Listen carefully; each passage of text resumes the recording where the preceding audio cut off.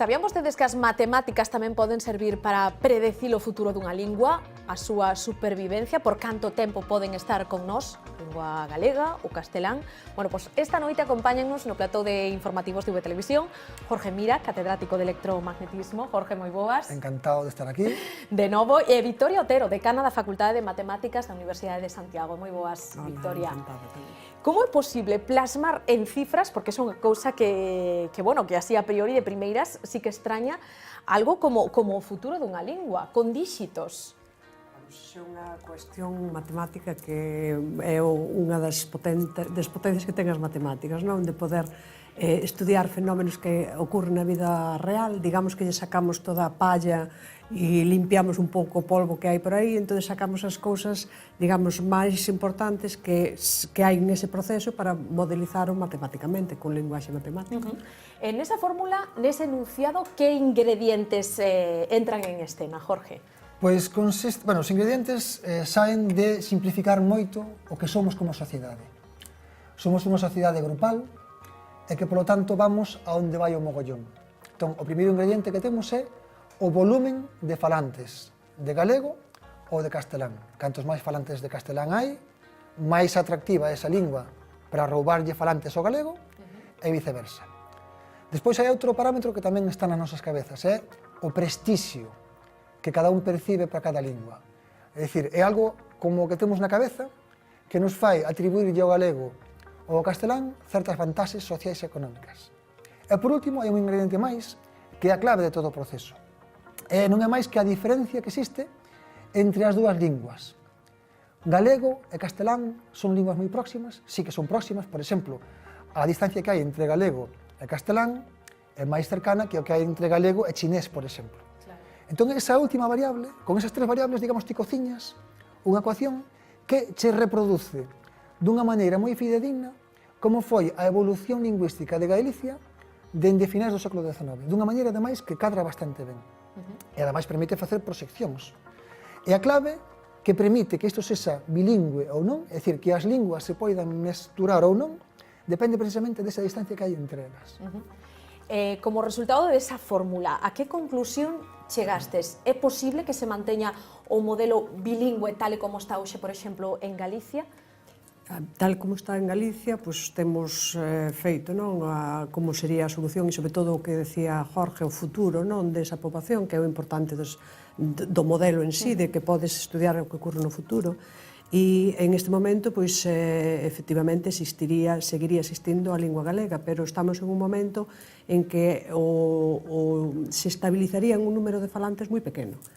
Entón, o que importaría sería, e é o que estamos facendo, pois encontrar matemáticamente cal sería o que deberíamos de facer con ese modelo matemático e despois poder axudar pois a certos organismos para tomar decisións en que cousas son as que temos que facer para que aumentar o número de falantes ou para ir hacia onde desexamos ir cas falantes da nosa lingua. Bueno, segredos que supoño, Jorge, teredes que trasladar á Consellería e aos nosos políticos.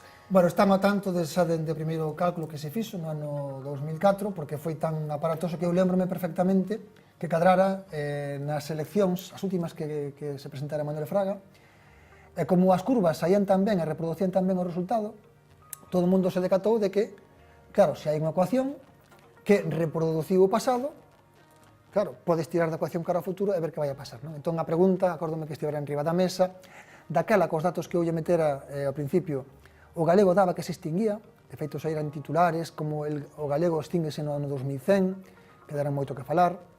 Agora, despois de refinar os datos, resulta que o galego está nunha zona na cal pode sobrevivir un pouquiño, pero está aí no precipicio, é dicir, estamos nunha configuración de parámetros, de prestixio percibido pola poboación galega para o galego, que, se o baixamos un pouquiño, o modelo dicta que o galego acabaría esmorecendo.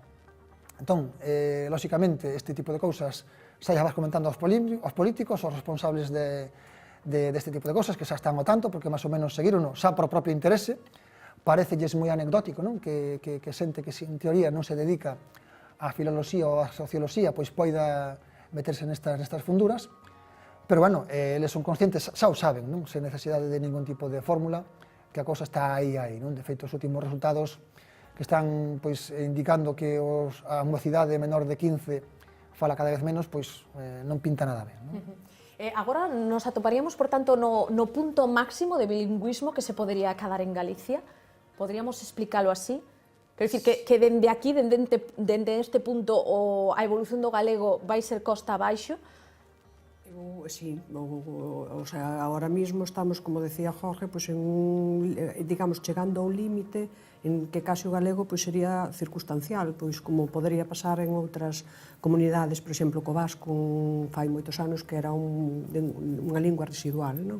Pois, pero ali teñen mudado certamente as políticas lingüísticas. Pois aí estamos nós, o sea, eso que se ve, non? Que se ve que hai que mudar certas cousas, nós o que estamos agora intentando é precisamente plasmalo matemáticamente para que se vexa que facendo certas cousas que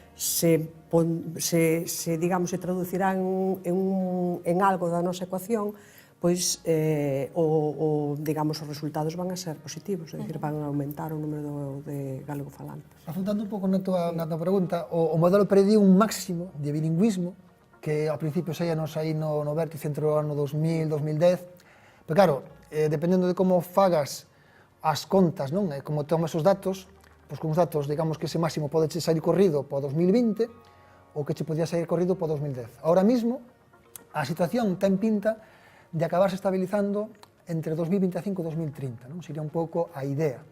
Aínda que isto, lóxicamente, a sociedade é algo moi dinámico, e ti faz as contas tendo en conta cal foi o comportamento do país anterior, non? Porque ti traballas sobre o pasado para predicir o futuro. Claro. Entón corres un certo risco, porque o risco é que ti, claro, o presente actual está tamén determinando o futuro. Claro, porque son circunstancias moi distintas as das distintas épocas. Nós digamos que o que facemos é ir intentando asustarnos á realidade, que é o que persegue a ciencia, non? A ciencia non é máis que unha aproximación sucesiva á realidade para describila, non? Entón, bueno, con esta salvidade hai que tela sempre en conta. En esa evolución da lingua que comezades no século XVIII, se non me equivoco, cal foron estatísticamente, dentro do século XIX, perdón, os anos de ouro, por así decirlo, para a lingua galega, o seu mellor momento? O seu mellor momento estivo a finais do século XIX, porque a finais do século XIX, en 1880, por exemplo, había unha porcentaxe de galegofalantes monolingües que era de máis do 90%. É dicir, a lingua galega empezou nunha posición de preponderancia enorme, isto non hai tampouco que excluir moito, ti miras os datos, pois a Galicia de 1890 era unha Galicia eminentemente monolingüe en galego. Pero aí onde se ve tamén o poder do parámetro de prestixio. O prestixio que a xente galega falante percibía pro galego era tan baixo que enseguida tivese a evolución histórica e a curva de galego falantes caiu en picado nun esmorecemento que aínda continúa, non? E o factor do prestixio tamén o tedes reflectido ou representado en números. Nunha escala, por exemplo, de 0 a 10, cal sería o prestixio que ten agora mesmo o galego? Pois sería un 26% cos datos antigos, con datos novos que se poderían ir metendo novos, pois subiría casi o 40%, non? Sería, para normalizar, pois o que dicías, nunha escala de 0 a 10, pois 2,6 pro galego, 7,4 pro castelán, é dicir, estamos falando dun factor 3 do castelán sobre o galego. Agora, lóxicamente, coa modernidade isto vai mellorando, pero o que non hai ningunha dúbida é que o prestixio medido para a lingua galega sempre estivo e segue a estar por debaixo do prestixio medido para o castelán. Isto é un feito innegable, non? Isto non é discutible, non?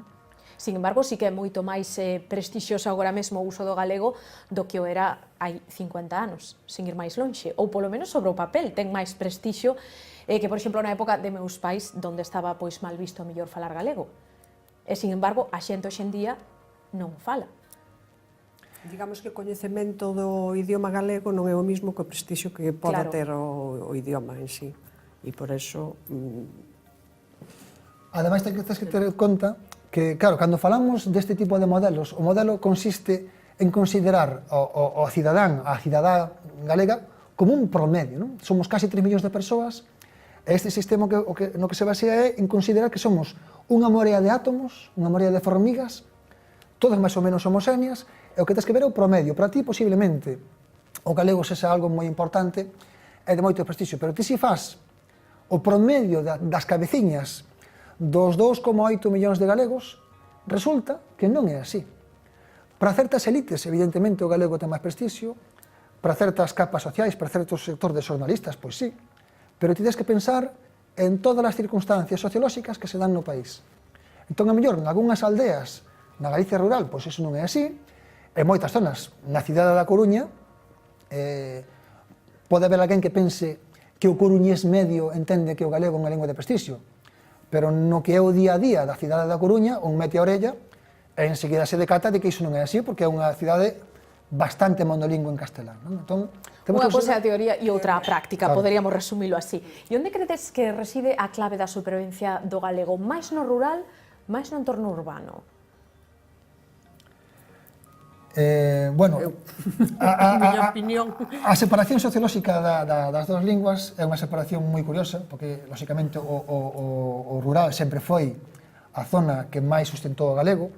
De feito, ti se examinas por zonas xeográficas, ves que en zonas, por exemplo, da Costa da Morte, o prestixio do galego está por riba do prestixio do castelán, isto é algo que se constata tamén, iso tamén é algo evidente saindo á rúa, pero, claro, como a zona rural cada vez se vai valerando máis, acabamos tendendo a un entorno urbano, entón ti compara, pois, a miña zona na Costa da Morte coa Coruña, non? Pois en Baio, sí, todo o mundo fala galego, pero vas a Juan Flórez na Coruña e todo o mundo che fala castelán. Claro. Hai que ver a densidade de población onde están, nas grandes cidades. Non...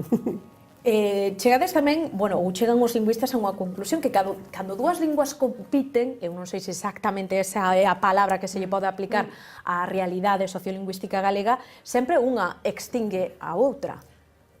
A ver, eso, por exemplo, o modelo matemático é bastante claro. É un modelo similar de este que estamos utilizando nós, pois se pode dar, por exemplo, en especies que compiten entre sí ou ben incluso en marcas, produtos, certas marcas que están competindo por un mercado, entón están competindo de alguna forma, non? Todos os modelos que compiten non teñen por que un extinguirse, senón que hai precisamente os puntos que nós decimos que son de estabilidade e que poden aí coexistir varios modelos, o sea, varias poboacións de especies ou varias poboacións de falantes, non de distintas linguas. Pode haber, por tanto, unha cohabitación. A gran novidade do modelo, de feito, foi esa, porque no ano 2004, cando isto se puso en riba da mesa, o paradigma é o que os científicos entendemos que é o establecido, non? A corrente que estaba normalizada era que sempre cando dúas linguas estivesen competindo no mesmo espazo, invariablemente unha acababa por extinguir a outra. Esa era o que se entendía correcto. Con este modelo, isto rachouse, porque puso un ingrediente novo e viuse, despois ademais Victoria demostrouno analíticamente, viuse que ao poñer ese novo ingrediente xa non era así. Existía unha marxe para que dúas linguas puidersen coexistir establemente. Non? Eso foi a gran novidade deste modelo, non? Que rachou un pouco co estatus que había na ciencia da xente que se dedicaba a estas cousas, non? Que abriu a porta a que exista unha estabilidade de dúas linguas cando están competindo. Pode ser esta fórmula, Victoria, aplicada a outras realidades lingüísticas? Me estou referindo, por exemplo, pois ao mesmo País Vasco, do que antes falabades, a Bélxica, pois non sei, a Gales, a Escocia... De feito, esta forma é unha fórmula genérica que é para dous idiomas que existen en un espacio, non? Unha comunidade. Por tanto, é extrapolable, de feito, estamos estudiando sin ningún tipo de parámetro que nos indique o galego. Que pasa que o galego ten uns parámetros, como é ese prestixio, e outras linguas terán outro.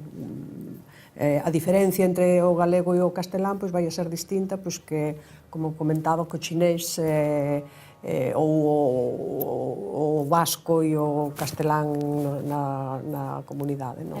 Bueno, eu quedome coa conclusión de que a vosa fórmula permite por unha pinga de optimismo nesta realidade que, bueno, algúns trazan bastante máis negra, que, polo tanto, nese 2100, como horizonte temporal, o galego non vai ser unha reliquia.